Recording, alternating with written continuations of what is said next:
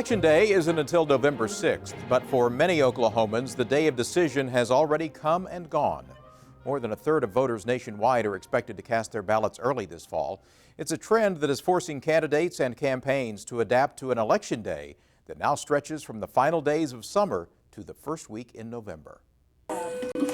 State Election Board may help you. While the vast majority of Oklahomans won't cast their ballots until Election Day, increasing numbers of voters are choosing not to wait. Even before the first presidential debate, a significant portion of the electorate had already locked in their decision, casting ballots by mail. Across the country, 35 states and the District of Columbia allow some form of early voting, either by no-excuse mail-in ballot or in person. The latest numbers show more than 50,000 Oklahomans have requested absentee ballots, and more than 20,000 ballots have been returned to county election boards. State Election Board Secretary Paul Zierick says the introduction of no-fault absentee voting in the 1990s has made the option more popular. I think in the past in Oklahoma you had to be, actually not have an excuse, but you had to attest that you would be out of the county on the day of the election. Now any voter can take advantage of it. Oklahoma offers two types of absentee ballot applications. One is for persons who are physically incapacitated, and you're not? Okay, then I will send you the other form. There is a standard form which most voters will use. That form must be accompanied by a notarized affidavit before being returned. There's also a special absentee ballot request form for voters who are physically incapacitated and can't get to the polls or can't get to a notary public, or perhaps they're confined in a nursing home, and that allows the affidavit to simply be witnessed by two persons. Military personnel and residents living overseas are eligible to vote absentee without being registered, although fewer appear to be doing so than in previous elections. 4 years ago, more than 6,000 Oklahoma servicemen and women voted absentee. So far this year, that number is just over 1,100. Military personnel can download the necessary application forms online through the Federal Voter Assistance Program. The effort to provide opportunities for servicemen and women to vote led to changes in Oklahoma's election calendar. 3 years ago, the Pew Center for the States released a study which cited 16 states, including Oklahoma, for failing to provide enough time for military personnel stationed overseas to vote. Zierick admits the criticism was justified. Oklahoma's elections were so close together that it really didn't give enough time between, for example, the primary and the runoff to allow ballots, absentee ballots to be transmitted to military voters and to be returned. Since then, both the U.S. Congress and our state legislature have taken some major steps to improve the voting process. Congress enacted the Military and Overseas Voter Empowerment, or MOVE Act, mandating a 45-day deadline for sending absentee ballots to military personnel serving overseas. Oklahoma's legislature last year passed House Bill 1615, known as the Let the Troops Vote Act. That measure moved the state's primary elections from late July to the final week in June.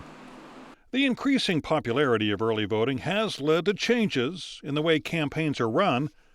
Political analysts say early voting allows parties to take advantage of sudden bursts of enthusiasm that may arise from a strong debate performance, for example. So if your voters are very excited because of a turn in the campaign, it makes it easier to act on that enthusiasm and get people to vote immediately. Keith Gaddy is a political science professor at the University of Oklahoma. The other thing it does is, to the extent that you can get people to early vote, it allows you to concentrate your resources on Election Day on turning out the balance of your vote.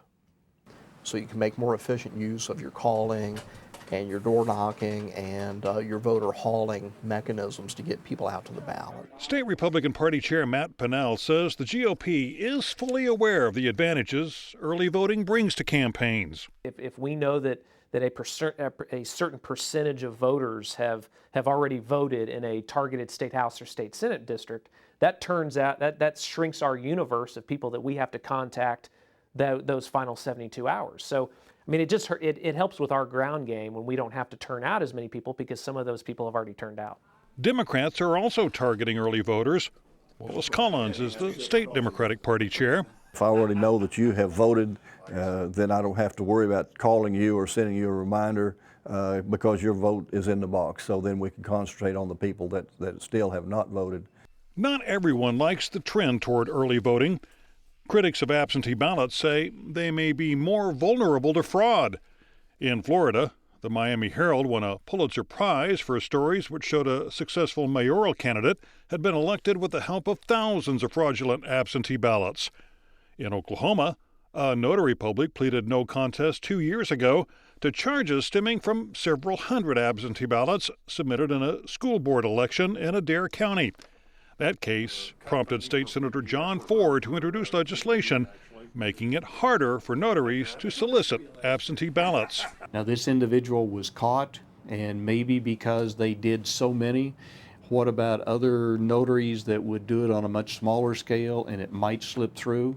So all we're trying to do is enhance the odds of making sure our citizens believe that every vote that is cast is a legitimate vote. Senate Bill 1466 limits how many absentee ballots a single notary can notarize and prevents them from requesting or mailing those ballots for anyone other than themselves or a member of their household.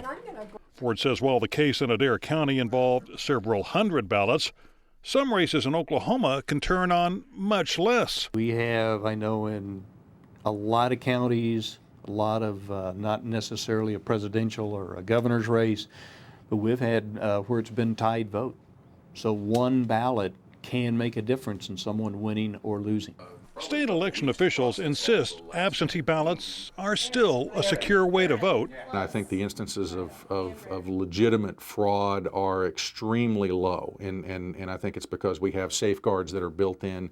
And frankly, in the few cases where we do see instances of fraud, that's reported to the authorities. Gaddy says, in theory, absentee voting does make it easier to commit fraud, but he believes those concerns are overblown. The election boards are highly ethical election boards. We've got pretty good ballot security. We've been highly compliant with the MOVE Act in terms of enabling military personnel to vote early, military and other overseas voters. So, I think we can have a lot of confidence in the system.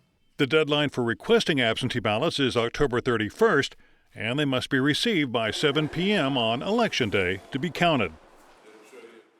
Steve Bennett worked on this story. Steve, are there other safeguards in place which reduce the likelihood of absentee ballot fraud?